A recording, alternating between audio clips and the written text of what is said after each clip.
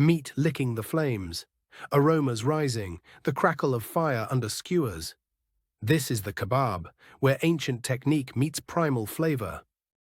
For millennia, humans have gathered around fire, skewering meat and vegetables, coaxing out perfection in every bite. Today, the kebab is a global favorite, threading together cultures, cuisines, and stories from every corner of the world.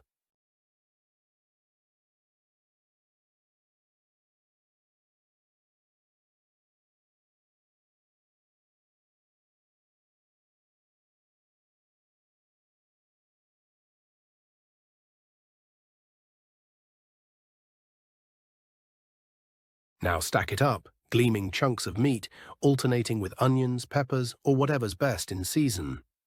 Or skip the meat. Zucchini, halloumi, paneer, and tomatoes burst with equal fire-kissed glory.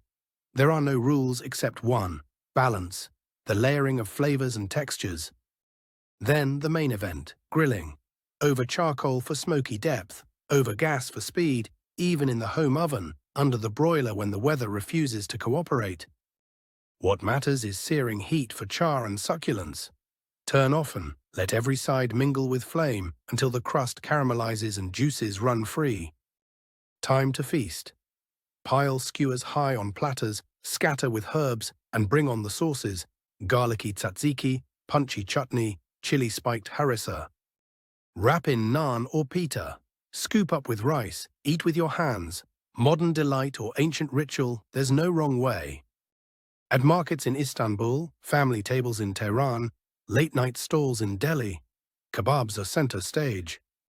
More than street food, they're nostalgia, connection, and celebration. Each bite is fire, spice, and memory.